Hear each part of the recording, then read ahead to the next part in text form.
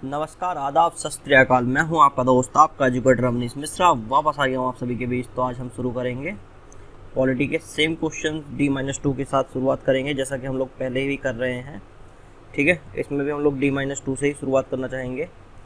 और स्वागत है आप सभी का यूपीएससी वाले में। तो चलिए फिर शुरू करते हैं D-2 की इस सीरीज़ को। इस कोर्स का नाम कैप्सूल कोर्स है, बट यहाँ पे D-2 में ना, जैसे आपका 2020-2 अभी तक हम 2018 कर रहे थे, तो हम लोग सीक्वेंस में चल रहे थे। तो मैं देख रहा था काफ़ी चीज़ें ना, काफ़ी लोगों के कमेंट्स आ रहे थे कि सर ऐसा करो ना, पहले 2020 का करा दो, फिर 2019 के सारे क्वेश्चंस करा दो, फिर 2018 के करा दो, क्योंकि 20 और 19 हमें लग रहा है कि मोस्ट इंपॉर्टेंट है। फिर 18 देखो, यूपीएससी का कोई माइंड तो रीड नहीं कर सकता कि वो कहाँ से क्वेश्चन पूछेगा, कहाँ से नहीं पूछेगा। ठीक है, इस चीज़ के बारे में तो आप बेफिक्र रहो, बट स्टिल जैसा आप लोगों ने मेरे से डिमांड किया है तो मैं वो करने की पूरी कोशिश करूँगा। इसके अलावा हम ना नंबर ऑफ क्वेश्चंस को भी बढ़ाएंगे, इंक्रीज करेंगे। ठीक है, आज हम ले रहे हैं, नॉर्मली अभी तक हम लोग ले रहे थे किसी दिन 5 क्वेश्चन, किसी दिन 13 क्वेश्चन, किसी दिन 10 क्वेश्चन। अब ऐसा नहीं चलेगा भैया, 50 क्वेश्चन आज लेंगे, कल से इसको और इंक्रीज करने की कोशिश करेंगे 100 क्वेश्चन, वरना ये सिलेबस हो नहीं पाएगा आपका क्वेश्चंस का। ठीक है, ये चीज़ आप लोग मतलब समझ लीजिए। इसके अलावा अगर आप लोग चाह रहे हो कि अगर इतना भी क्वेश्चन आप नहीं कर सकते और आपका सिलेबस कंप्लीट हो जाए, तो वो पॉसिबल नहीं है आज के टाइम पे। ठीक है, तो इतनी मेहनत तो हमें करनी पड़ेगी, थोड़ी स्पीड तो देखो बढ़ानी पड़ेगी। थोड़ी मैं करता हूँ, थोड़ी आप करो। मेरे लिए भी आसान नहीं है कि मैं पीपीटी बना रहा हूँ, फिर आप लोगों को पढ़ा रहा हूँ। पढ़ाने से पहले भी एटलीस्ट एक रिवाइज़ करना होता है हमें भी, क्योंकि ऐसा होता है ना, देखो कोई भी, हम भगवान तो है नहीं, सारी चीज़ें एकदम से हमें as it is article by article याद रहेंगी चीज़ें। ठीक है, तो उसके लिए हम लोगों को भी पढ़ना होता है। और एपीजे अब्दुल कलाम इतनी बड़ी ऊंचाइयों पर पहुंचने के बाद भी कम से कम डेली 4 से 6 घंटे पढ़ते थे, तो उन्हीं से कुछ सीखते हैं। कलाम जैसा तो अब हम नहीं बन सकते, बट हाँ, उनकी 10% ही बन गया तो लाइफ सक्सेस है। बट स्टिल ठीक है, मेहनत करने से नहीं डरना चाहिए लाइफ में कभी भी, मैंने यही सीखा है। तो अगर आप चैनल पे नए हैं तो चैनल को सब्सक्राइब कर दें। मैं मतलब बेल आइकन के लिए कभी नहीं कहता कि बेल आइकन दबाओ, अच्छा लगे तो दबाना, नहीं लगे तो मत दबाना। इसके अलावा दोस्तों के साथ शेयर करो। वीडियो आखिरी में अच्छी लगे तो लाइक करना, बेकार लगे तो डिसलाइक कर देना, बट डिसलाइक करना तो बताना क्या बेकार लगा, ताकि हम लोग उसमें और इम्प्रूवमेंट कर सकें। इसके अलावा अगर आप फ्री टेस्ट सीरीज ज्वाइन करना चाहते हैं तो ई टेस्ट बुक पर जाएँ, और ये मेरी पर्सनल वेबसाइट है। इसके अलावा ये हमारी कम्युनिटी है, ये हमारे टेक्नोलॉजी पार्टनर हैं। यहाँ से भी आपने जो भी मतलब टेक्निकल जो भी क्वेरीज हैं आप रिजॉल्व करा सकते हैं। अब मैंने अपने राइटिंग पैड का जो है कलर चेंज कर लिया है, तो शुरू करें क्वेश्चंस को। ओके, ठीक है, सो आर यू रेडी?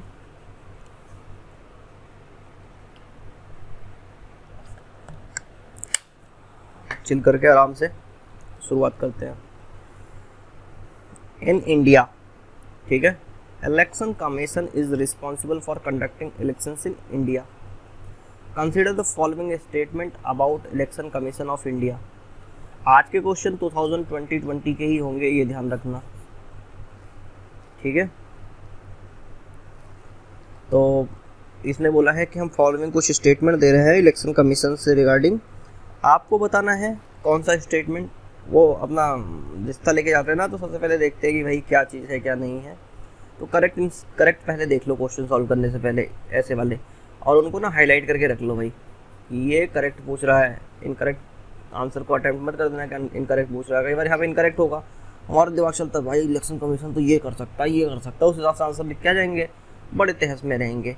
आखिरी में आंसर की मैच करेंगे, गलत होगा, क्यों होगा, फिर देखेंगे अरे यार इनकरेक्ट पूछा था, सिट यार, आता था तो क्या हुआ भाई, क्वेश्चन पे ध्यान नहीं दोगे तो निकल जाएगा, चाहे क्वेश्चन हो या कुछ और हो, हर जगह फिर नाकामी मिलती है। इसलिए थोड़ा ध्यान से करेंगे इसको। It has power to register and deregister the political parties in India. ठीक है, it has power to register और deregister political parties in India. देखो, it has launch political parties registration tracking management system. ठीक है, ये तो है। देखो आज के टाइम पर हर डिपार्टमेंट ऑनलाइन है, हर एक का अपना ट्रैकिंग सिस्टम होता है। इवन आप जैसे स्पीड पोस्ट से ना, आज के टाइम पे ना अगर कुरियर भी करोगे ना, तो वो आपको एक ट्रैकिंग आईडी देते हैं। आप कहीं पे कोई कंप्लेन करोगे तो कंप्लेन आईडी मिलती है। ऐसी अगर आप पॉलिटिकल पार्टी ना रजिस्टर करोगे ना तो उसका ट्रैकिंग आईडी मिलेगा। तो ये तो करेक्ट है बेझिझक। देखो इलेक्शन कमीशन ना, अब भाई अगर रजिस्टर करता है तो रजिस्टर वाला स्टेटमेंट इसका सही है, क्यों? तभी तो ट्रैकिंग सिस्टम दे रही है। लेकिन डी रजिस्टर में ना कहानी उल्टी जाती है। इलेक्शन कमीशन किसी पार्टी को ना डी रजिस्टर कर ही नहीं सकता। इस हिसाब से हमारा स्टेटमेंट होना चाहिए बी। ओनली 2 हमारा करेक्ट है। तो चलिए आपको ले चलते हैं एक्सप्लेनेशन की तरफ। तो ये इलेक्शन कमीशन या इलेक्शन सिस्टम इन इंडिया, ये वाला आपका टॉपिक है। Election and representation of people act, ये आपका मेन टॉपिक है। पॉलिटी का क्वेश्चन था, जनवरी 2020 में ये डिस्कशन में रहा था। ठीक है, ये आपका की है एक्सप्लेनेशन। ठीक है, इशू क्या था? Registration of political parties. Source था डेली हैंड आउट नंबर 139। ठीक है, पेज नंबर 5। ये आपका था आई थिंक इंडियन एक्सप्रेस का।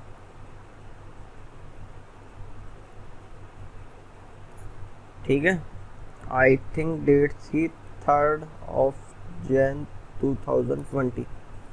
The election commission of India, जिसको ECI शॉर्टकट नाम से यहाँ पे हम लोगों ने रिप्रेजेंट किया हुआ है, has launch political party registration tracking management system to easier registration of political parties. The applicant will be able to track his/her application and will get the status update through SMS and email. Can also track it through ECI portal.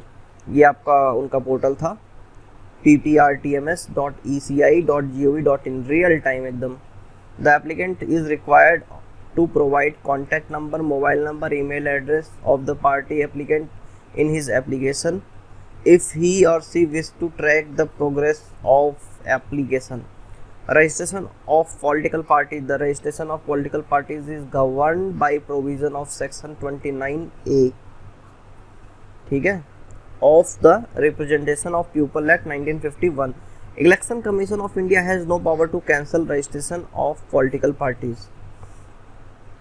ये सही है भाई, अपना अपना बस approve का उन्होंने फंडा रखा है, डिसअप्रूव तो कर ही नहीं सकते साहब आप। चलो अच्छा है। अब हम आपको ले चलते हैं क्वेश्चन नंबर 2 की तरफ। ठीक है, क्वेश्चन नंबर 2 में हम देखेंगे क्या होता है। Consider the following statement about electoral bond. It will carry interest same as repo rate. Interest rate तो अच्छा नहीं होता इसमें। These bonds are only sold by Reserve Bank of India, नहीं SBI करता है। इस पे 0% इंटरेस्ट रेट होता है। ये बस ना एनोनिमस होता है। कोई भी ना बिजनेसमैन होगा, कोई भी होगा, वो जनरेट करेगा, उसे अपने CEO को कोई इन्फॉर्मेशन नहीं देनी होती कि भाई उसने किसको दिया। बस ये बोलेगा इलेक्ट्रल बॉन्ड खरीदे थे भाई, उसका डाल दो तुम अपना, उसमें अपना जो भी बनता है बैलेंस शीट या कुछ भी जो भी बनता है उनका, उसमें वो दिखा देंगे। ठीक है, इसके बाद उनको उसका मतलब टैक्स में बेनिफिट मिल जाएगा। Representation of political parties secure not less than 1% of the vote polled in the last election are eligible to receive the electoral bond. ठीक है, select the correct answer from the given code. तो ये वाला option आपका सही होता है। देखो 1 2 जहाँ आ रहा है ना उसको हटा दो, 2 भी हटा दो, दोनों हो नहीं सकते तो 3 ऑप्शन भी आपका बचा। एलिमिनेशन मेथड से चलो बाबा। ठीक है, वही सेम आपका सेम डेट में सेम ये चीज़ आई थी जो हमने पहले भी डिस्कस किया हुआ है। Bond will not carry any interest, it will not carry the name of the payee, only sold by SBI, eligible citizen of India or entities incorporated or established in India, registered political parties secure not less than 1% of votes polled in the last election are eligible to receive. Okay, got it? चलो फिर आपको अगले question की तरफ ले चलते हैं। Question number 3। इस क्वेश्चन को थोड़ा सा मैं स्टार मार्क दूंगा, क्यों आपको बाद में पता चल जाएगा। स्टार मार्क लाइक ये क्वेश्चन है भी, ऐसा नहीं है कैसे हवा में दिया जा रहा है। सबसे पहले भाई रिश्ते के लिए आया तो देख लो, करेक्ट पूछ रहा है इनकरेक्ट पूछ रहा है, करेक्ट पूछ रहा है। Wow. With the reference of electoral bond consider the following statement on buying this bond one can get interest. अरे यार इंटरेस्ट कहाँ से आ जाएगा। ठीक है, इसके अलावा these bonds are available for purchase for a period of 10 days in some particular months only. हाँ ये करेक्ट है। A political party should have secured at least 1% of the vote polled in the last most recent Lok Sabha और state election in order to eligible for receiving the electoral bond। तो ये भी correct है। तो इस हिसाब से हमारा जो है 2 और 3 बन रहा है, तो इसका ऑप्शन जाएगा सी। क्यों 1 जहाँ तो है वहाँ तो हटा ही दो, 1 का तो कोई चांस ही नहीं साहब। ठीक है, ये भी सेम आपका डेली हैंड आउट। अब हम ना इसमें आपको ये नहीं बोलेंगे, सीधे डेली हैंड आउट पे हैंड आउट नंबर 152 एक एक दिन आगे बढ़ा देता ना, इधर से पीछे से जितना भी चल रहा है हैंड आउट नंबर। डेट आपको दे दिया है 20। ठीक है। Electoral bonds are bearer instrument in nature, promissory note and an interest free banking instrument. Interest नहीं है, ध्यान रखना, 0% इंटरेस्ट है और ये मल्टीपल ऑफ 1000 होते हैं। These can be redeemed only through the registered account of a political party in prescribed time frame. Electoral bond can purchase for any value in multiple of 1000 rupees। ठीक है, up to 1 crore तक कर सकते हैं इसको। For any of the specific branches of the SBI, State Bank of India, every party that is registered under section 29A of the Representation of People Act 1951, 43 of 1951 and has secured at least 1% of the votes polled in the most recent Lok Sabha or state election will be allotted a verified account by Election Commission of India. Electoral bonds transaction can be made only this account. They will not carry any interest। interest free bond होते हैं ये बस ना, पहले क्या होता था ना, जैसे मान लो चंदा वाला सिस्टम चलता है, आज भी चलता ही होगा। तो चंदा लेने आ जाते हैं, भाई तुमने उनको उस वाली पार्टी को इतना दिया, मान लो वो हार गए, बाद में परेशान करते थे। आपके सीए को पता होता था सीए किससे मिला है, क्या मिला है, तो भाई किसी को पता ही नहीं चलेगा, एनोनिमस नेचर में होगा। भाई मैंने लिया दे दिया, किसी को नहीं पता किसकी कौन सी पार्टी को दिया क्या नहीं दिया। ठीक है। इसके अलावा हम क्वेश्चन नंबर 4 की तरफ चलेंगे। Which among the following tasks are not permitted by the Election Commission of India? ठीक है, कौन सा task election commission of India को परमिटेड नहीं है? Choose the correct ones. ठीक है, आपको करेक्ट आंसर इसमें बताना है। Preparation and updation of electoral rolls, recognition of political parties, conduct of election to the parliament, state legislature and local bodies. ये ना इलेक्शन कमीशन ऑफ इंडिया नहीं करता है, बाकी ये भी करता है, ये भी करता है। ठीक है। Determination of time of election, ये तो भाई इलेक्शन कमीशन ही करता है ना, तो इस हिसाब से डी बन रहा है हमारा। ठीक है। Handout number 160 base date से इसको निकाल लेना किस डेट का है। टाइम इंडियन एक्सप्रेस का आपका न्यूज़ होगा। ठीक है। बाकी इसमें ऐसा एक्सप्लेनेशन जैसा कुछ है नहीं कि एकदम डीपली एक्सप्लेन किया जाए। इसको एक बार रीड आउट आप सेल्फ में लिख देता हूँ ना, आप लोग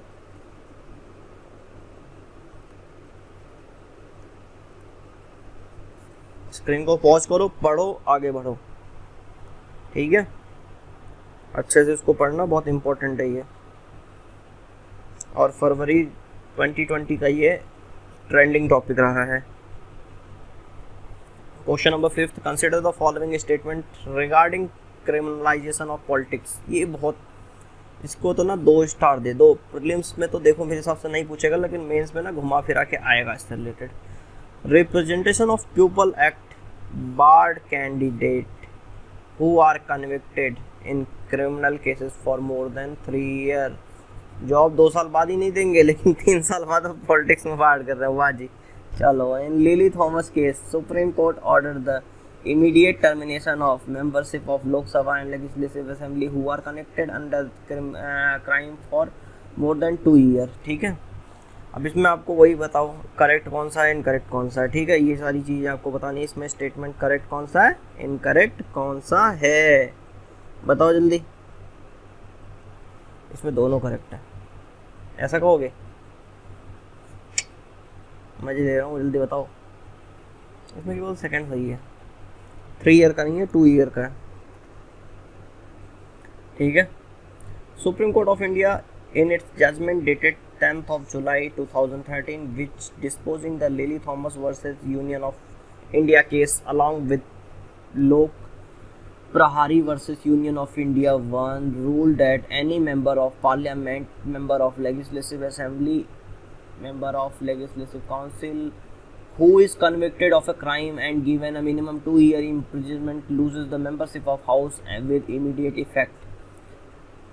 This is in contrast to the earlier position wherein convicted member held on to their seat until they exhausted all judicial remedy in lower states and Supreme Court of India. Further, Section 484 of the Representation of People Act, which allowed elected representatives 3 months to appeal their conviction, was declared unconstitutional by the bench of Justice A.K. Patnaik and Justice S.J. Mukhopadhyay. ठीक है, ये भी फरवरी का ये आपका trending topic रहा है। अच्छा, फरवरी में ना क्यों ये ट्रेंडिंग रहा है वो मुझे कमेंट करना, ये इलेक्शन कमीशन इतना ट्रेंडिंग में क्यों रहा है। चलिए फिर ले चलते हैं आपको क्वेश्चन नंबर 6 की तरफ। Representation of people act 1951 contains which of the following provision regarding the election. ठीक है, correct answer using the above code. हमें करेक्ट आंसर बताना है कौन सा है। ठीक है, qualification and disqualification for membership of parliament, ये ऑब्वियसली करता है। रजिस्ट्रेशन ऑफ पॉलिटिकल पार्टीज करता है, डी रजिस्ट्रेशन नहीं करता। डिस्प्यूट रिगार्डिंग इलेक्शन ये भी करता है। आपको याद होगा अखिलेश यादव एंड मुलायम सिंह यादव में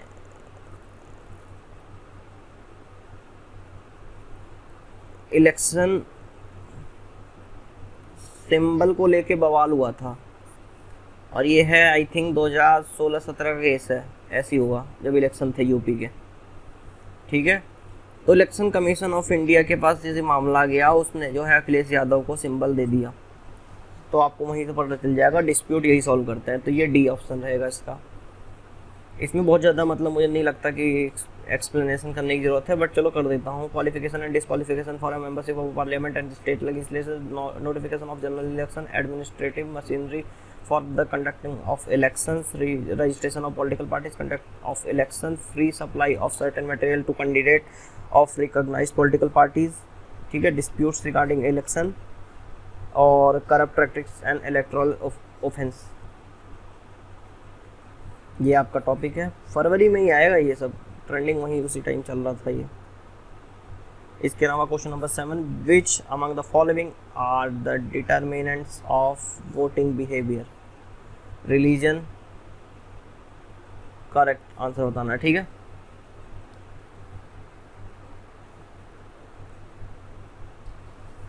लैंग्वेज, रीजन, मनी, चारों ना वोटिंग बिहेवियर पे तो रहती हैं यार, इसमें तो कोई डाउट ही नहीं है। एक बार आप लोग ना सेल्फ रीड कर लेना, इसमें ऐसा जैसा कुछ है नहीं समझाने लायक, वरना मैं ज़रूर समझाऊंगा।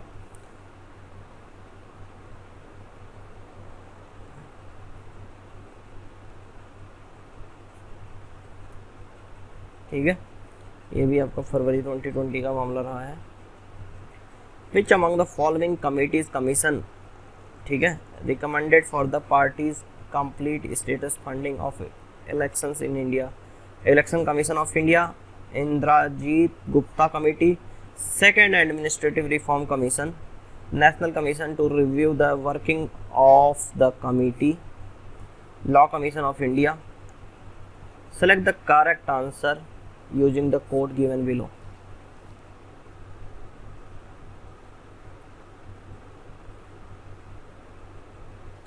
ठीक है, अब इसमें करेक्ट आंसर बताना है। तो देखो क्या है, विच ऑफ द कमीशन या committees recommend the parties to complete state funding of election. Election commission of India का ये काम ही नहीं है। ठीक है, इंद्रजीत गुप्ता कमेटी ये हो है, सेकेंड एडमिनिस्ट्रेटिव रिफॉर्म कमेटी ये भी है, national commission to review the working of constitution ये क्यों करेगा यार, लॉ कमीशन ऑफ इंडिया ये कर सकता है। तो इस हिसाब से भी बन रहा है मेरे हिसाब से तो। ठीक है, और स्कोर जहाँ जहाँ है उसको तो बिल्कुल हटा दो। और इलेक्शन कमीशन ऑफ इंडिया का ये काम नहीं है तो ये भी हटा दो। तो बी बन रहा है मेरे हिसाब से। चलिए देखते हैं क्या है। बी है इसका आंसर, ठीक है। ऐसा जिसमें पढ़ने लायक कुछ है नहीं, बट एक बार इसको ना, इसमें भी आप सेल्फ रीडिंग रिक्वायर्ड, ठीक है। ऐसे जितना कुछ इंपॉर्टेंट है नहीं कि इसमें तुम्हें समझाया जाए। मार्च 2020 का ये टॉपिक है। द हिंदू में काफ़ी ट्रेंडिंग में मिला था, सारे न्यूज़पेपर में मिले थे, द हिंदू को ही क्यों बोला जाए अकेले, ठीक है। सभी ने इस पर काफ़ी मेहनत किया था, काफ़ी ट्रेंडिंग टॉपिक रहा था। बट अगर आप लोगों को लग रहा है तो एक बार रीडिंग मार लेते हैं। State funding of election means that government give fund to the political parties or candidate for contesting election. Its main purpose is to make it unnecessary for contestant to take money from powerful money interests so that they can remain clean. For this to happen, state funds need to be accompanied by strict accounting and transparency. In some countries, state funding is extended to meeting some specific form of spending by political parties, not confined to electioneering alone. Countries keep changing law related to state funding depending on experience and financial condition. जैसे होता ना पहले शुरू में ना सबको ना judicial में क्या था कि भाई सबको ना जस्टिस नहीं मिलता था। क्यों? क्योंकि बस लोगों के पास पैसे नहीं होते थे। कुछ एक कैटेगरी थी जिनको जस्टिस के लिए वो फ्री एडवोकेट प्रोवाइड कर देते थे। बाद में 42nd अमेंडमेंट एक्ट में सबको दे दिया गया था भाई, जो उसके पास भी पैसे नहीं है स्टेट उनको जो है देगा। लेकिन स्टेट कब देगा? जब स्टेट के पास होंगी वो चीज़ें। अब स्टेट के पास फंड होगा तभी तो दे पाएगा ना वो सबको एडवोकेट। तो वही वाला सीन यहाँ पे भी, स्टेट के पास जितना फंड होगा उस हिसाब से होता है। Some major reports on the state funding including those given by Indra Gupta Committee on State Funding Election 1998, Law Commission Report on Reform of the Election Law 1999, National Election Commission to review the working of the Constitution 2000, and Second Administrative Reform Commission 2008, except for the 2001 report. All other recommended parties state funds only give the economic situation of the country. The 1998 report said that the state funds should be given only registered national and state parties, and that it should be given in kind only, ठीक है। The 1999 report concurred with his, but also recommended first putting a strong regulatory framework in place, including internal election accounting procedures, etc. ठीक है। 2001 report said that the first regulatory framework need to be established before thinking about state, ठीक है, funding. Election Commission has informed recently the government that it is not in favor of state funding of elections. The commission is of the view that it would not able to prohibit or check candidate expenditure over the above state provision, ठीक है। मार्च 2020 का ये trending topic रहा है। इसके अलावा anti defection law मैंने already आपको पढ़ा रखा है लास्ट वाली वीडियो में, आई थिंक वीडियो, चलो ये दोबारा ले लेते हैं, क्या दिक्कत है। With reference to anti defection law in which of the following below situation disqualification is attract under the law? Voluntary giving up membership of the party. फिर से पढ़ते हैं एक बार question. With reference to anti-defection law, which of the following, ठीक है, which of the below situation disqualification is attract under the law? Voluntary giving up membership of the party, independent candidate joins a political party after the election, nominated member join a party 6 months after he became the member of legislature। देखो जी, statement 3 ना बड़ा clear है। Nominated member हो, 6 महीने तक आप party change किए हो, कोई किसी और में भी जा सकते हो, लेकिन बाबा 6 महीने के बाद ना ये नहीं चलेगा, ठीक है। तो ये तो बिल्कुल सही है आपका। वॉलेंट्री भाई गिव अप करो, कुछ भी करो, एंटी डिफेक्शन तो लगेगा। ये थोड़ी ना कि अरे यार, ठीक है, नहीं किया। इंडिपेंडेंट इलेक्शन, हाँ कोई भी पार्टी ज्वाइन करो ना, उससे कोई फ़र्क नहीं पड़ता। लेकिन 6 महीने के बाद अगर तुम चाहो कि मैं पार्टी बदल दूँ तो नहीं चलेगा, ई ना चोल वो। समझाने लायक कुछ है नहीं, मैंने पूरा आपको समझा दिया, ठीक है। इसके अलावा आप एक बार NCERT 11 की पढ़ लेना, या फिर आप लक्ष्मीकांत, ये तो एकदम ग्रंथ समझ लो, पढ़ना ही साहब, इससे तो बच ही नहीं सकते। ये भी मार्च 2020 का काफ़ी ट्रेंडिंग टॉपिक रहा है। क्वेश्चन नंबर 10, विच, ठीक है, which committee suggested the exemption from disqualification of elected representation in case of split, ठीक है। Kelkar Dinesh Goswami committee, SK Majhi committee, none of the. SK Majhi committee ने तो नहीं किया था, और आपका ये है केलकर ने भी नहीं किया था, तो बने दिनेश गोस्वामी जी ने किया था, ठीक है। इसमें सच ऐसा कुछ है नहीं कि इसमें कुछ अलग से आपको समझाया जाए, ठीक है। कंटेक्स्ट था, supreme court invoked its special power under article 142 of the constitution to the remove Manipur minister, वही है। ये आपका मार्च में द हिंदू में मिला था, वहाँ से आप देख लेना, ठीक है।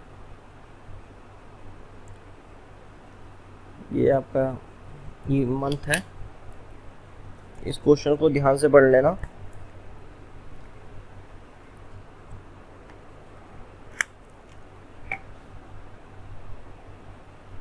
इसके अलावा क्वेश्चन नंबर 11 की तरफ चलेंगे हम।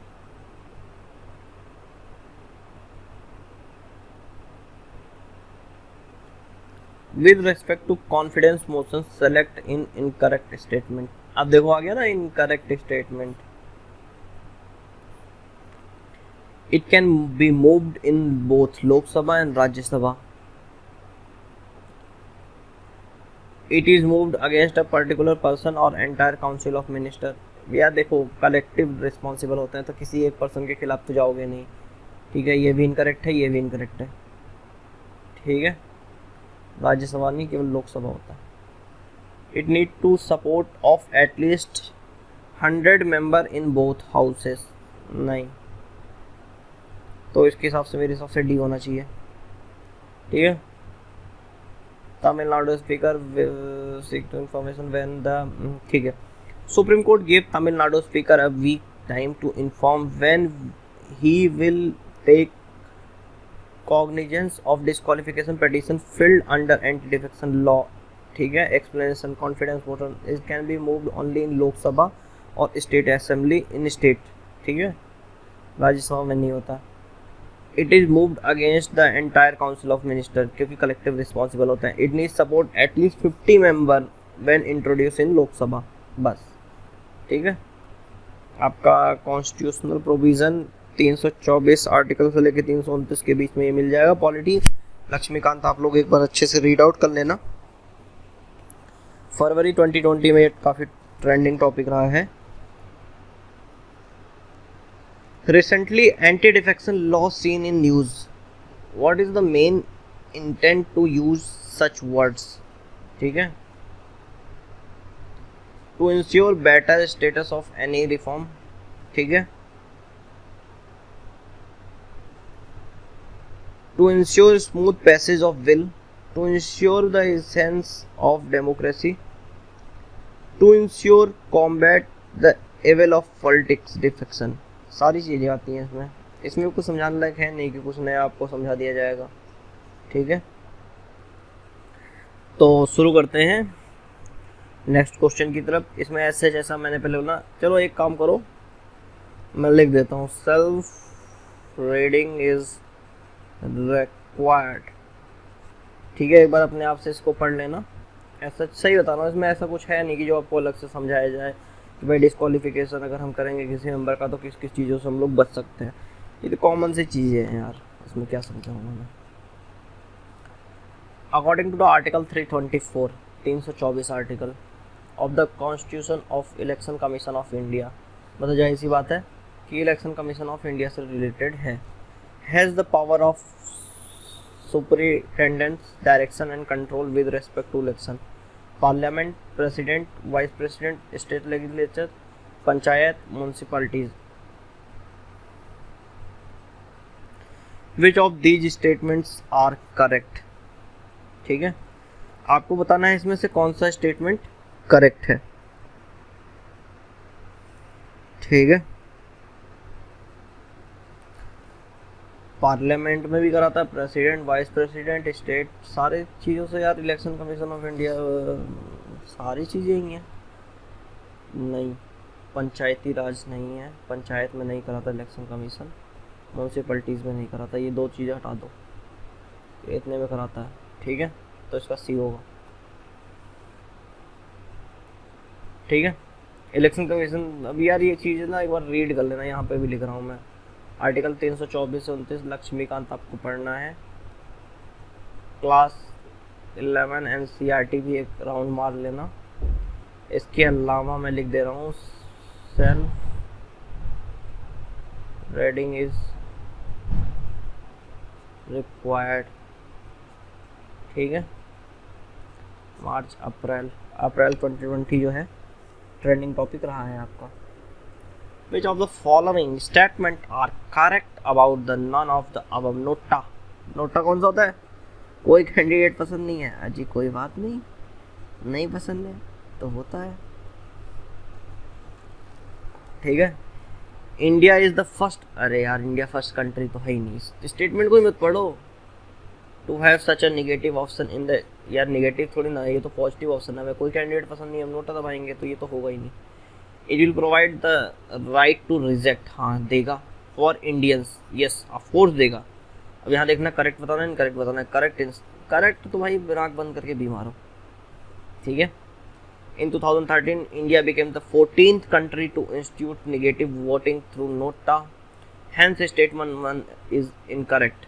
Nota is not a right to reject, even if there are 99 nota votes out of a total of 100 and candidate X get just one vote, X is the winner having obtained the only valid votes, the rest will be treated as invalid and no votes, hence statement 2 is correct. ठीक है, देख लो फरवरी 2020 में काफ़ी trending रहा है। Question number 15 की तरफ चलेंगे। Consider the following statement. ठीक है, स्टेटमेंट है तो करेक्ट पूछ रहा है। ठीक है, national population register is only for the, हाँ ठीक है, इसमें कोई डाउट मत करना। नेशनल पॉपुलेशन रजिस्टर केवल जो है आपका ये कह रहा है कि only for the citizen of India, national population नहीं, हमारे यहाँ जो है ना बाहर के लोग होते हैं उनके लिए होता है, तो ये ऐसा नहीं है, सिर्फ इंडियंस के लिए नहीं होता है। देयर इज़ अ प्रोविज़न, क्योंकि ना अभी NPR और NRC का जब मामला चल रहा था तो NRC केवल इंडियंस के लिए होता है, NPR तो भाई उसमें जिसके पास भी डॉक्यूमेंट, क्योंकि वैलिड है या नहीं है ये सब चेक नहीं होता, बस डाटा डाला हो गया। There is a provision for penalise, कोई ऐसा नहीं है, those who leak the data, कोई प्रोसीजर नहीं है। Citizen will be revoke if one is not registered for the national population registered, ऐसा नहीं है। नन ऑफ द अबव, कोई करेक्ट नहीं है। ये आपका ना NRC शाहीन बाग दिल्ली का मामला है, जनवरी 2020 से ये ट्रेंडिंग पे था। NPR NRC ये सारी चीज़ें वहीं से थी। मैं ये पॉलिटिकल डिबेट है इसलिए इसमें नहीं जाऊँगा, और मेरी हिसाब से 2020 या फिर 21 तक ना UPSC भी डायरेक्टली इससे कोई क्वेश्चन नहीं पूछेगा, क्योंकि ये कंट्रोवर्शियल टॉपिक है। Consider the following statement about the national register of citizen NRC. It was introduced to identify illegal migrants from Bangladesh and recognize the Indian citizen in Assam. Yes, of course. ठीक है, Assam is the only state having the arrangement for the register for this register. अभी currently तो असम के पास है pan India launch नहीं होने दिया इन्होंने, जबकि होना चाहिए, बट ठीक है पॉलिटिकल डिबेट में जाएंगे। It was first prepared in 1971 in the week, यार उस समय तो लड़ाई हो रही थी, कहाँ बनाएंगे, उसके बाद ही बनाया होगा इसको तो। ठीक है, करेक्ट में तो फिर 1 और 2 आएगा, जहाँ 3 होगा हटा दो। ठीक है, ऐसा सच इसमें कुछ बताने लायक ऐसा नहीं है कि ये चीज़ तुम्हें नया बता दिया जाएगा। जनवरी 2020 ट्रेंडिंग टॉपिक था। Question number 17, consider the following statement regarding the citizenship act. It is applies to the whole territory of India. Bharat के सभी राज्य, सभी स्पेस, सभी जगह जहाँ पे भारत का कंट्रोल है, सब जगह एप्लीकेबल रहेगा। ठीक है, ऐसा बोल रहा है ये। नहीं, ठीक है, कहीं पे हम कुछ सिटीजनशिप का क्राइटेरिया रखेंगे, कहीं के लिए कुछ रखेंगे। ठीक है, ऐसा ज़रूरी नहीं है। अब 371 देख लो ना, वहाँ पे स्पेशल है नहीं है। 370 तो खैर डिमोलिश कर दिया गया।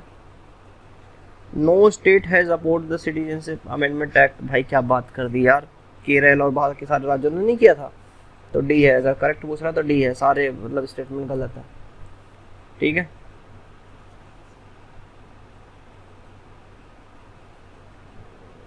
सिक्स शेड्यूल वाले जो हैं उन पे ये नहीं अप्लाई होता। इसके अलावा मतलब ठीक है, Kerala government has pass the resolution opposing, बहुत सारी चीज़ें हमने बोला था। जनवरी 2020 से ये क्वेश्चन को लिया गया है। ऐसा उसमें ऐसा कुछ नहीं था, फिर भी एक काम करते हैं। 16 था, हाँ 17, क्वेश्चन नंबर 17 जो है इसमें हम लिख देते हैं सेल्फ रीडिंग इज रिक्वायर्ड। एक बार सेल्फ रीडिंग मानना पड़ेगा आपको। A person will lose his her citizenship if he see voluntary surrender his citizenship. हाँ, लूज कर देगा। The government withdraw his citizenship. Government ऐसा जैसे लेती नहीं है, लेकिन पार्लियामेंट ले सकता है, ऐसा कोई रूल नहीं है। He or she voluntary accept the citizenship of other country, all of the D है भाई, इसमें कोई डाउट मत करना। ठीक है, इसके लिए मैं इसको रीड आउट नहीं करूँगा। ये आप ना लक्ष्मीकांत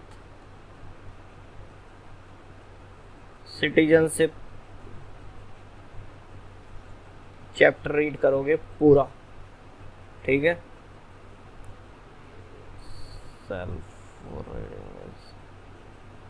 स्क्रीन पॉज करो, रीड करो। सेल्फ रीडिंग इसमें रिक्वायर्ड है आपको। इसके अलावा हम चलते हैं क्वेश्चन नंबर 19 की तरफ। Consider the following statement. Citizenship amendment act provide for dual citizen. अरे यार, इंडिया में सिंगल है, ये गलत है। Citizenship amendment act 2005 provide the Commonwealth citizenship act. यार कॉमनवेल्थ सिटीजनशिप ऐसा तो कुछ आया नहीं था, ये भी मेरे हिसाब से इनकरेक्ट है। करेक्ट तो कोई भी नहीं है, डी। ठीक है, इनकरेक्ट है। और 1990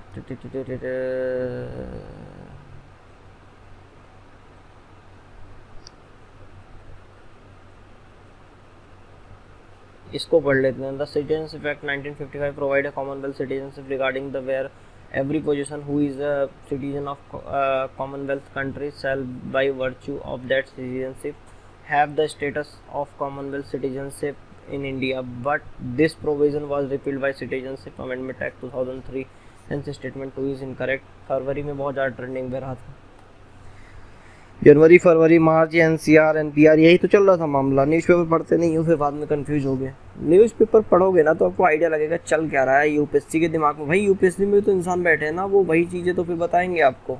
ठीक है, which among the following statement about citizenship amendment act 2019 incorrect. ठीक है, इनकरेक्ट क्या है? It is amended the Citizenship Act of 2000 by providing Indian citizenship for illegal migrants। Legal जैसा नहीं था यार, 5 ना कम्युनिटी थी जिनको दिया जाता था, क्योंकि वो वहाँ पे उनके साथ काफ़ी शोषण हो रहा था, तो ये ह्यूमैनिटी के तौर पे दिया जाता था। तो अभी तक तो ये इनकरेक्ट है। It exclude Tamil refugee from Sri Lanka. हाँ, ये तो करेक्ट है, नहीं दिया था उनको। For the first time religion has been overtly use as a criteria for citizenship. Yes, first time ऐसा हुआ था। It is applicable only 3 country, Pakistan, Bangladesh and Afghanistan. Afghanistan तो नहीं था। ठीक है, नहीं, अफगानिस्तान था। ये भी करेक्ट है, तो इस हिसाब से फिर फर्स्ट ही होगा इसका ऑप्शन। इसमें भी ऐसा रीडिंग की कोई रिक्वायर्ड नहीं है, इसमें भी मैं लिख दे रहा हूँ सेल्फ रीडिंग इज रिक्वायर्ड पढ़ो इसको दोबारा से एक बार, कुछ ऐसा है नहीं इसमें नया जो तुम्हें बता दिया जाए। With respect to citizenship consider the following statement. Part 2 of the constitution deal with acquiring and losing citizenship in detail. ठीक है, और आपका फिर क्या बोलता है, there are 3 situation in which Indian citizens losing citizenship is enshrined in the constitution. Correct बोलना है तो D. Self reading is required, कुछ नया नहीं है, मैं एक बार बोल चुका हूँ। ठीक है, लक्ष्मीकांत पढ़ो। If a foreign territory is acquired by India, government of India specify the person who among the territory of shall be citizen of India. हाँ करेगा, ठीक है।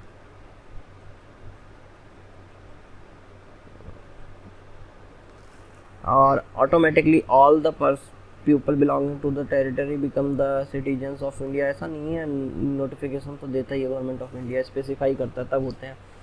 Parliament has to amend the citizenship amendment act and make the provision to providing the citizen, ऐसा नहीं है भाई। People of the territory can acquire citizenship by registration, ऐसा नहीं, रजिस्ट्रेशन क्यों करवाएगा, जब मर्जर हो गया तो गवर्नमेंट ऑफ इंडिया स्पेसिफाई करेगी, डेट्स ऑल। कुछ भी नहीं है सच इसमें पढ़ने लायक, ठीक है। Self reading required, SRR। Consider the following statements regarding the citizenship act. It is applied to the whole territory of India. ठीक है, कह रहा है it is applied to whole territory of India. Whole territory नहीं ना, अभी बोला था ना 371 या 6 शेड्यूल वाले सारे मना है, तो कहाँ से हो जाएगा, करेक्ट बोलना ना, तो 1 तो हटाई दो जहाँ जहाँ है। It amend part 2 of the constitution, अरे यार क्या बोल रहा भाई, डी है। इसको भी भाई सेम क्वेश्चन अभी पहले मैंने पढ़ाया है, इवन उस टाइम रीडिंग भी करी थी मैंने, तो इसको भी मैंने आपको लिख दिया है। Question number 24, consider the following statement regarding national register for citizenship, NRC। Favourite, बहुत सारे लोगों के मन में बहुत सारे क्वेश्चन आ गए होंगे, करेक्ट स्टेटमेंट इसमें आपको बताना है। The national register for citizens is a register containing the name of all genuine Indian register residing in Assam, correct है। Register was prepared after the 1951 census of India, बिल्कुल correct है, ठीक है। The purpose of NRC update is to identify illegal migrants from the northeast state in the northeast state who entered in Indian territory after midnight of 24th March 1971। D is the correct answer, no doubt, ठीक है। इस चीज़ को भी ऐसा, जिसमें कुछ ऐसा है नहीं कि जो आपको बताया जाए इसमें कुछ नया। एक काम करना, आर्टिकल 5 से लेके 11 तक ना एक बार रीड कर लेना, कहीं ना कहीं काम आएगा आपको मेंस के आंसर लिखने में भी, ठीक है। Consider the following statement about national register of citizens. At present Assam and Tripura है सच रजिस्टर, ठीक है। ये कह रहा है असम और त्रिपुरा के पास ऐसा रजिस्टर है प्रेजेंटली, ऐसा नहीं है सिर्फ असम के पास है, यार क्या बकवास कर रहे हो। दो citizenship amendment bill government has introduce it nation wide, किया था लेकिन इसे बाद में ना वापस ले लिया गया, स्टेटमेंट आया था गवर्नमेंट की तरफ से, तो ये अभी के हिसाब से तो इनकरेक्ट है, तो ये डी आएगा अपना। आपको मैंने एक्सप्लेनेशन ऑलरेडी हिंदी वर्ड्स में दे दिए हैं, लगे तो पढ़ लेना, वैसे एज सच रिक्वायर्ड नहीं है। अगर पीछे आप लोग इतनी बार पढ़ लोगे उस चीज़ को तो एज सच आपको रिक्वायर्ड नहीं है, बट स्टिल अगर आपको लगे तो आप इसको रीड आउट कर सकते हैं, बट ऐसा रिक्वायर्ड नहीं है कि आपको पढ़ना ही पढ़ना है। Consider the following statements. Freedom of speech restricted by section 144 of IBC। इसमें यार मोर देन 4 पर्सन नहीं घूम सकते, इसमें फ्रीडम ऑफ स्पीच जैसी कोई बात तो आती नहीं है। अब इनडायरेक्टली आती हो तो वो ऐसा कह नहीं सकते, बट डायरेक्टली तो देखो नहीं निकल के आती है, ठीक है। लेकिन यार मोर देन अगर 4 पर्सन नहीं रहेंगे तो आपस में बात तो नहीं कर सकते ना, तो फ्रीडम ऑफ स्पीच ही तो ले रहे हैं, चलो इसको हम करेक्ट मानते हैं, इनडायरेक्टली तो ले ही रहा है। डायरेक्टली इनडायरेक्टली कुछ नहीं होता, लीगल इलीगल होता है, तो एक तरीके से लीगली तो ये ले ही रहा है, ठीक है। तो हमारे कॉन्स्टिट्यूशन में ना सही गलत नहीं होता, लीगल इलीगल होता है। Indian secularism promotes individual religion, यार क्या बोल रहा है। Which of the following statement are correct, only one, ठीक है। ऐसा जिसमें भी रीडिंग कोई रिक्वायर्ड नहीं है, सेम चीज़ जो मैंने आपको बता दिया वही है। रीजनेबल रिस्ट्रिक्शन है, क्योंकि देखो हमारा जो फंडामेंटल राइट है ना वो एब्सोल्यूट राइट नहीं है, रीजनेबल रिस्ट्रिक्शन आपको मिलेंगी, ठीक है। Which among the following statement about the right to freedom of religion are correct? The minority have the right to establish and administer a religion education institution, ठीक है, ठीक है। इसमें पूछ रहा correct statement using the code. The minority have right to profess and propagate their religion in the education institution run by the area. State में नहीं होता, वन तो मान लिया चलो हमने करेक्ट है, लेकिन स्टेट स्पॉन्सर्ड मतलब स्टेट फंडेड यूनिवर्सिटी में क्या बात कर दी, ऐसा पॉसिबल नहीं है, ठीक है। कुछ नया नहीं है, जो मैंने अभी मुँह से बोला वही आपको एक्सप्लेनेशन में लिख के दिया हुआ है। चाहो तो एक बार सेल्फ रीडिंग मार देना, but not required from my side. Which of the following statement is are correct regarding the fundamental rights?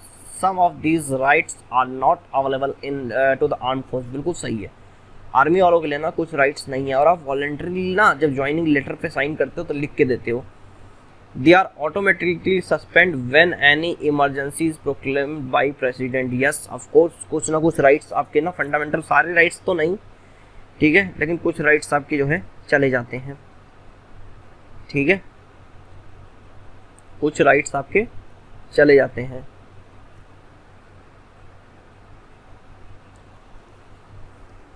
Arm force नहीं, तीनों फोर्सेस के लिए है ना, ये सिर्फ अकेले किसी एक फोर्स को क्यों बोल रहे हैं।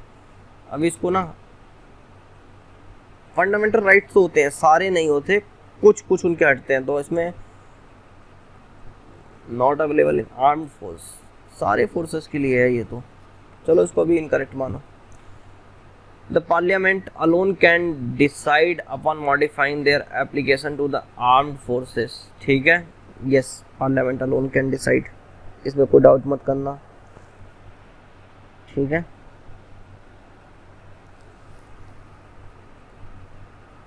They cannot amend as they are the part of basic structure of the constitution। yes of course, touch भी नहीं कर सकते, अमेंडमेंट तो दूर की बात है। Kesavananda Bharati case, touching of the basic structure is not allowed.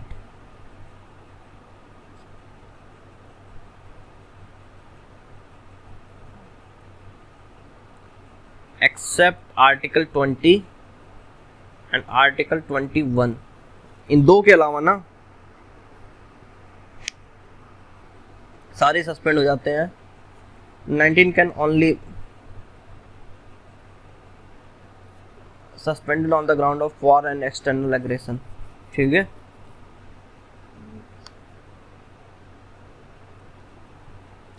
Consider the following statement, reservation in jobs violets the principle of equality, ठीक है। ऐसा नहीं है, इक्वलिटी को कहा यार, इक्वलिटी तो देता है ना, रिजर्वेशन देता है तभी तो बाकी लोग जो बेचारे होते हैं माइनॉरिटी को उनको भी जॉब मिलती है। इक्वलिटी तो आती है, जाती कहाँ है। Executive as well as legislative action can violate fundamental right in a reasonable manner. Yes, कर सकता है, तो इस हिसाब से भी है, ठीक है। Article 16(4) of the Indian constitution explicitly clarify that the policies like reservation will not be seen as a violation of right of equality. If you see the spirit of constitution, this required for fulfillment of the right to be equality of opportunity. Fundamental right have reasonable restriction, ठीक है। फरवरी 2020 में बड़ा trending पे रहा था ये, ठीक है। क्वेश्चन नंबर 30 की तरफ चलते हैं। In its recent order the supreme court agree that government policies to the grant permanent commission to the women in some services combat support arms and services wing of the Indian Army. In context, select the which among the following come under combat support arms and services wing. ठीक है, territorial army, ठीक है, बताना ये आप लोगों को, army aviation corps, intelligence corps of military police, चारों आती हैं यार, इसमें क्या डाउट करोगे, ना एक्सप्लेन करने लायक कुछ है, कुछ नया नहीं है जो एक्सप्लेन कर दूं मैं इसमें तुम्हें, ठीक है, बट हाँ कुछ नया नहीं है तो तब भी सेल्फ रीडिंग रिक्वायर्ड है, एक रीडिंग मार लेना, फरवरी 2020 में काफ़ी ट्रेंडिंग पर आई है। Consider the following statement with respect to fundamental right. There is a clear tension between right to life and personal liberty and provision of preventive detention. ठीक है, ये तो है टेंशन। तो any genuine protest against an act or policy of the government by the people cannot be denied permission. Yes, permission मिलेगी, ऐसा कहते हैं? नहीं, आपको उसमें बताना पड़ेगा। अगर उनको लगेगा कि भाई इससे पब्लिक डिस्टर्बेंस या फिर लॉ एंड ऑर्डर ख़राब होगा तो नहीं देंगे, उनकी मर्जी है। जेन्युइन और ये सब आप कैसे डिसाइड कर सकते हो? ठीक है, तो इस हिसाब से स्टेटमेंट 1 है। वही है, इसमें स्टेटमेंट लिखा हुआ है, करेक्ट इनकरेक्ट क्या है ये सब आप देख लेना।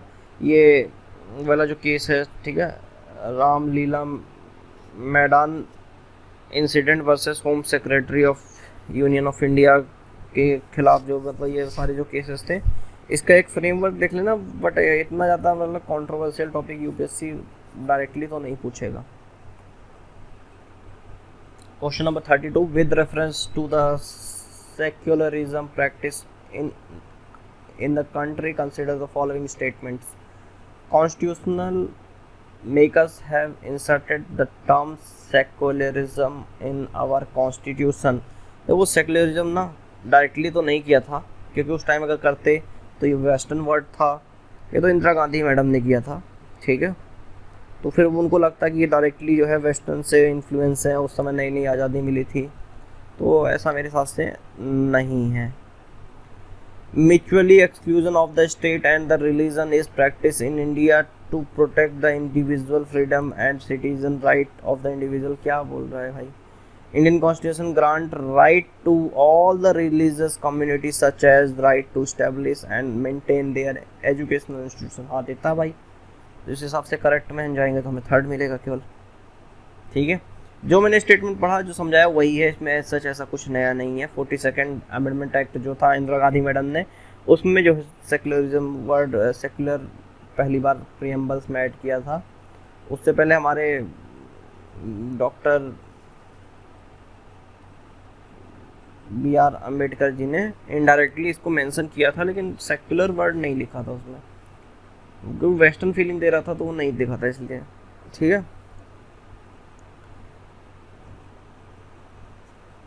Question number 33, right to privacy comes under which among the following fundamental right? Right to freedom, right to equality, right against exploitation, right of freedom and freedom of speech and expression।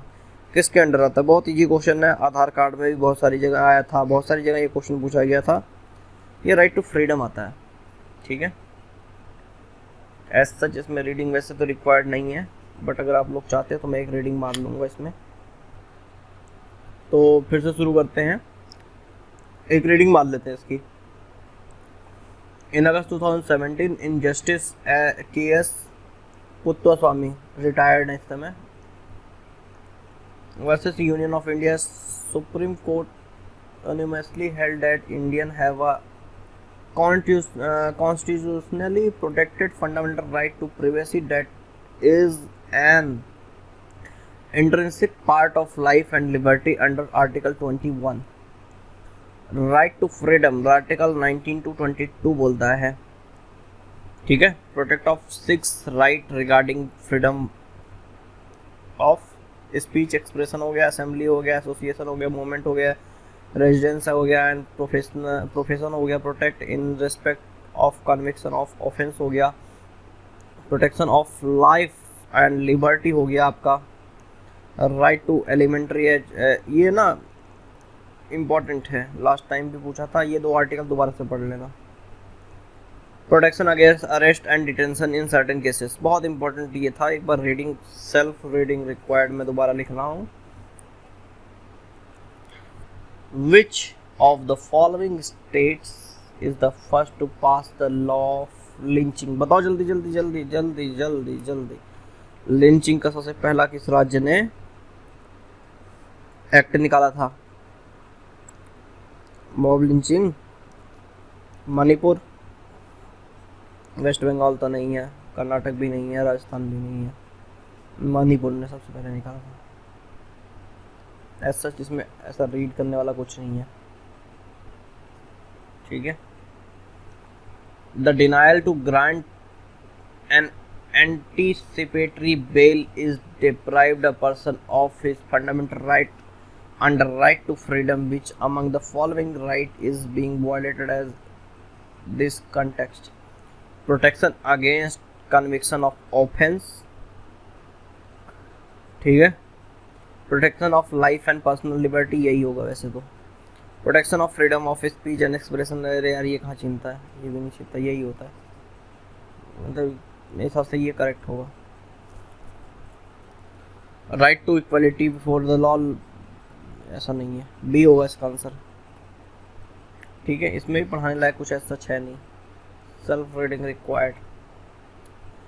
Right to personal liberty is conferred to the citizen by which of the following article of the Indian Constitution 19, 20, 21, 22, जल्दी बोलो, बहुत बार पढ़ा दिया मैंने, अभी पीछे भी पढ़ाया है, जल्दी से बताओ। आर्टिकल 21, जल्दी से बोलो 21, जल्दी से, पीछे बोला था मैंने, जहाँ भी हो वहीं पे तेज से चिल्लाओ। आर्टिकल 21 याद तो रहेगा कम से कम, ऐसा जिसमें रीडिंग लायक कुछ नहीं है, पीछे भी 2-3 बार रीड आउट कर दिया हूँ, इसके अलावा SRR लिख दिया हूँ, self reading required. Consider the following statements. The public safety act 1971 permits imprisonment of a person of 2 years without any trial. ये सेडिशन वाला जो था ना, वही वाला मामला चल रहा है न्यूज़पेपर में। The above mention acts allowed for prevention as well as punitive detention, ठीक है। Habeas corpus is the only mean to challenge detention under this act, कौन सा इनकरेक्ट है? क्या बताना आपको, कौन सा स्टेटमेंट इनकरेक्ट है? तो इस हिसाब से तो सिर्फ सेकंड,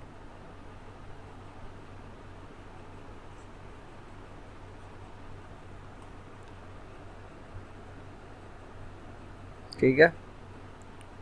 अच्छा, उमर अब्दुल्ला महबूबा मुफ्ती जो जेल वाला था, JNK वाला मामला था, उसका ये केस है, ठीक है।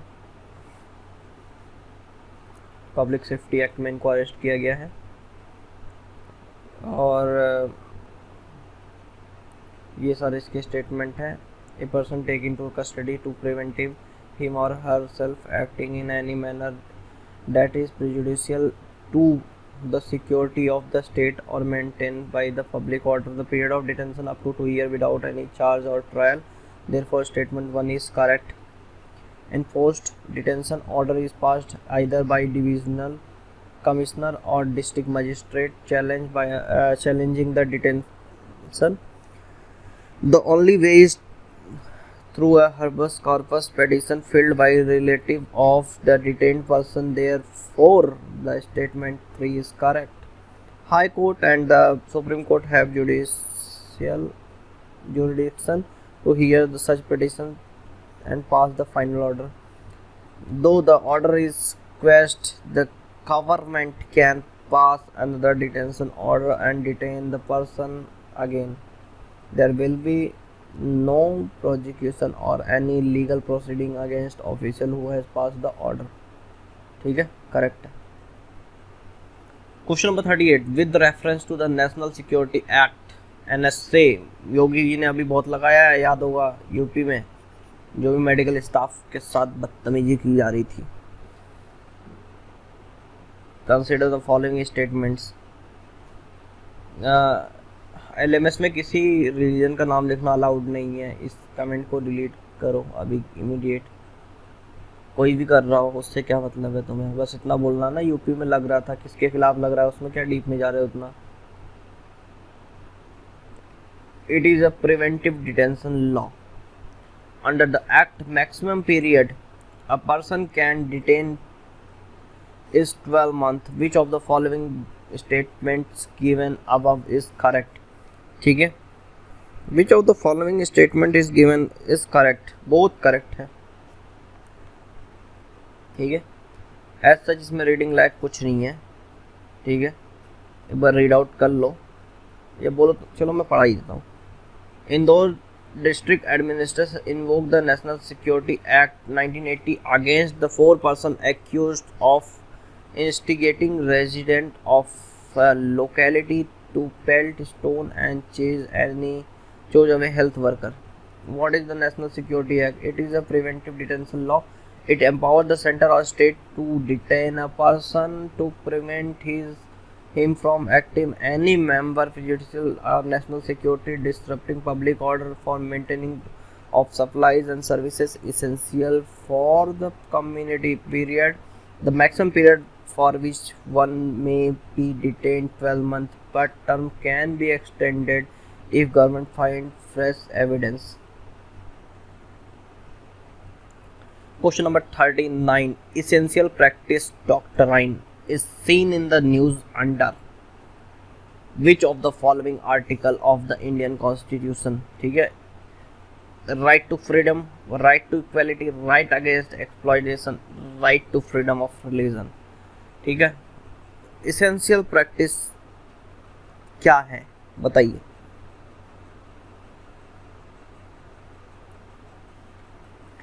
रिलीजन, ठीक है, कंट्रोवर्शियल टॉपिक रिलीजन। ऐसे सारे यूपीएससी क्वेश्चन जो है अवॉइड करेगा डायरेक्टली, बट इनडायरेक्टली जरूर पूछेगा वो। तो एक बार सेल्फ रेटिंग रिक्वायर्ड मैंने डाल दिया है। एज सच इसमें कुछ बताने लायक ऐसा नहीं है कि नया बता दो आपको, इसलिए उस क्वेश्चन को हटा दिया मैंने। With reference to article 16 of the Indian Constitution, consider the following statement. It is applicable for both Indian citizen and foreign national, मतलब जो फॉरेनर्स आते हैं हमारे देश में, ठीक है। ये बोल रहे दोनों के लिए एप्लीकेबल है, ठीक है। नहीं ऐसा तो नहीं है भाई। President can prescribe the requirement of residence as the condition for the employment of the post under the government. नहीं, ये काम पार्लियामेंट का है। State can make special provision for women and children. State नहीं करता, पार्लियामेंट करता है। D आएगा करेक्ट, ठीक है। ये सारे आर्टिकल एक बार आप रीड करेंगे, 3 से 4 बार मैं पढ़ चुका हूँ पहले भी, तो इसलिए सेल्फ रीडिंग रिक्वायर्ड लिख रहा हूँ यहाँ पे, ठीक है। रीड आउट कर लेना। ये आपका फंडामेंटल राइट 14 से 18, 14 से 30 तक पढ़ो, पूरा पढ़ो उसको। और जहाँ भी रहो बैठो ना, तेज बोल के कम से कम 2 से 3 बार पढ़ो। मार्च 2020 का ट्रेंडिंग क्वेश्चन है ये। Question number 41, consider the following statement regarding the provision under the article 370 of the Indian Constitution that give autonomous status to the Jammu and Kashmir. Parliament need the state governors concurrent for applying all law. The center can declare national state financial emergency in the state. The jurisdiction of the Parliament of India in relation to Jammu and Kashmir is confined only, ठीक है, to the matter of enumerated in the union list. Which of the statement is incorrect? बताओ जल्दी जल्दी, सब बताएंगे आज। LMS वाले यार तुम तो रिप्लाई कर सकते हो, तुम्हारे पास तो ऑप्शन है, तुम लोग तो लाइव रहते हो। तीनों इनकरेक्ट है यार, क्या बात कर दी, इतना इजी आंसर तुम्हें नहीं आ रहा। 371 ही कल से पढ़ा रहा हूँ, तो 370 71 यही सब चल रहा है। तो सेल्फ रीडिंग रिक्वायर्ड, अगर किसी को डाउट है, वैसे कोई डाउट नहीं होना चाहिए, ऑलरेडी पढ़ाया जा चुका है आप लोगों को। अच्छा, जहाँ 370 पढ़ना ना, वहाँ 35A भी पढ़ लेना हमेशा। वैसे अब इतना काम का रहा नहीं। Article 35A deal with the which of the following? Permanent residence of the state, equal justice and free legal aid, protection of interest of minorities, remedies of enforcement of fundamental right. ठीक है, legal aid और ये सब तो करता नहीं है यार, क्या बात कर दी, वो तो रेजिडेंस से रिगार्डिंग ये लॉ था उनका। ठीक है, तो ऑप्शन ए करेक्ट है। ठीक है, कोई स्पेशल इसमें ऐसा सच नहीं है जो आप लोगों को बता दिया जाए और आप लोग उसको ले लोगे बहुत अच्छे से। मार्च 2020 का क्वेश्चन था। 43 क्वेश्चन जो है हम चलेंगे। Under which of the following constitution amendment act Bodo, Dogri, Maithili, Santhali languages were added to the 8th schedule of the constitution? पहले ये देखो, 8th शेड्यूल ना लैंग्वेजेस के लिए होता है, ये तो याद कर लो। 92nd था आई थिंक, मेरे हिसाब से 92nd था। ठीक है, 92nd ही होगा, देख लेते हैं आंसर। हाँ 92nd है। इसको एक बार मैं कल वाली वीडियो में पढ़ाया था, आज भी आया 2-3 दिन का, इसको ना प्रॉपरली पढ़ लो। कल की वीडियो में बहुत अच्छे से पढ़ाया है, उसको जाके देख लेना। इसके मतलब पार्ट 3 में consider the following statement about the Tullu language. ठीक है, टुलू लैंग्वेज के बारे में आपको स्टेटमेंट जो है करेक्ट इसमें से कंसिडर करना है। It is one of the language in the 8th schedule. It is spoken in parts of Tamil Nadu and Kerala. ठीक है, करेक्ट क्या है? दोनों ही इनकरेक्ट हैं यहाँ। ठीक है, there has been a growing demand including Tulu in the 8th schedule of the constitution. At present, Tulu is not an official language in India or any other country. Key point: Tulu is Dravidian language whose speakers are concentrated in the regions of Tulu Nadu. ठीक है, which comprises the district of Dakshina Kannada and Udupi in Karnataka and the north part of the Kasaragod district of Kerala. Kasaragod district is called Sapta Bhasma. ठीक है, भूमि, the confluence of 7 languages, and Tulu is the among the 7. The oldest available inscription in Tulu are from the period of 14th to 15th AD century AD. तो जनवरी 2020 में काफ़ी trending में रहा है ये। Which, ठीक है, with respect to Jammu and Kashmir Reorganization Act 2019, consider the following statement. The bill reorganized the state of Jammu and Kashmir in the Union Territory of Jammu and Kashmir with a legislature and Union Territory of Ladakh without a legislature. The High Court of Jammu and Kashmir will be the common High Court for the Union Territory of Ladakh and Jammu and Kashmir. ठीक है, which of the following statement are correct? ठीक है, तो मेरे हिसाब से दोनों statement इसमें से करेक्ट है, इसमें कोई डाउट नहीं होना चाहिए। तो मतलब काफ़ी ट्रेंडिंग में है। सिंपल वही वाली स्टेटमेंट ही लिखा हुआ है, उसमें क्या है क्या नहीं है, किसको मतलब क्या क्या है, यूटी बनाया तो कैसे बनाया, यही सारी चीज़ें हैं। इसको एक बार रीड कर लेना। फरवरी में जब किया था तभी से ये टॉपिक जो है ट्रेंडिंग में था, तो हम लोगों ने डाल दिया था। Consider about anti-defection law. Speaker has to take action within 6 months against the defected member. No appeal lies in any court against the speaker's action. ठीक है, कह रहा है कि स्पीकर जो भी एक्शन लेगा ना, उस जुडिशियल रिव्यू नहीं हो पाएगा। भाई क्या बात कर दी, क्यों? और 6 मंथ का टाइम किसने कहा देने के लिए? ऐसा कुछ नहीं है। ठीक है, 6 मंथ का टाइम नहीं मिलता है आपको। तो एंटी डिफेक्शन लॉ जो है मेरे हिसाब से तो इसमें क्वेश्चन नंबर आपका डी आना चाहिए करेक्ट आंसर। ठीक है, ऐसा कुछ है ही नहीं, जुडिशल रिव्यू में आता है।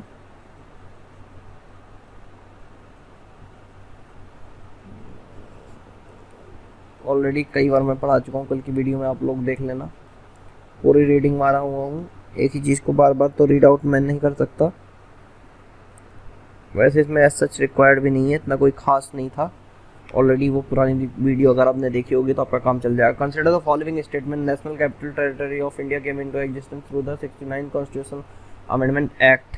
ये बोल रहा है, ठीक है, the assembly of national capital territory of India is empowered to make law on all the matter of the state list.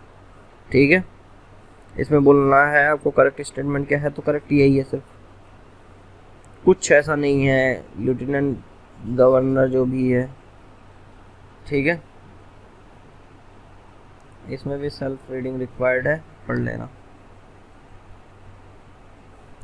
Which among the following is our example of cooperative federalism? River water sharing, step to attract investment, issuing of Andhra Pradesh state book in Tamil Nadu medium for migrant Tamil student। ठीक है, select the correct answer. इसमें आपको correct answer बताने है, ठीक है, कौन सा करेक्ट है। तो इसमें देखो ये सबसे स्टेप टू अट्रैक्टिंग इन्वेस्टमेंट, तो इन्वेस्टमेंट ये हटा दो, बाकी सारे सही हैं। तो इस हिसाब से जहाँ जहाँ 2 आया हम लोगों ने हटा दिया, तो B is the correct answer. ठीक है, सेल्फ रीडिंग रिक्वायर्ड है, एक बार आप रीड आउट कर लेना। 49th, with reference to the finance commission of India consider the following statement. There must be a minimum interval of 5 years between two finance commission. Finance commission is responsible for smooth functioning of central fiscal relation. The union government cannot introduce a cess without prior approval of finance commission. Which of the following statements given are correct? आपको बोलना है कौन सा statement correct है। ठीक है, तो obviously देखो ये वाला तो इनकरेक्ट है। अब जहाँ जहाँ 3 है उसको हटा दो। 5 ईयर ऐसा कोई कंपलसरी रूल तो नहीं है यार। ठीक है, article 20 president shall within 2 year है ना, from the commencement of his constitution and thereafter at the expiry of every 5th year or such earlier time as the president considered necessary by ordering constitute finance commission. The finance commission is responsible for smooth functioning of the central fiscal relation. ठीक है,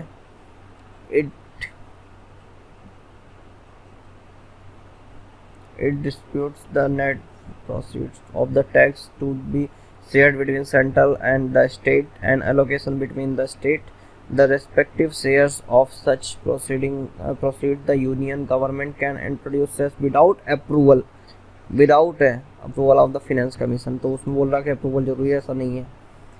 फरवरी 2020 में ये question आपको आया था। ये हमारा last question, आज के सेशन का लास्ट क्वेश्चन है।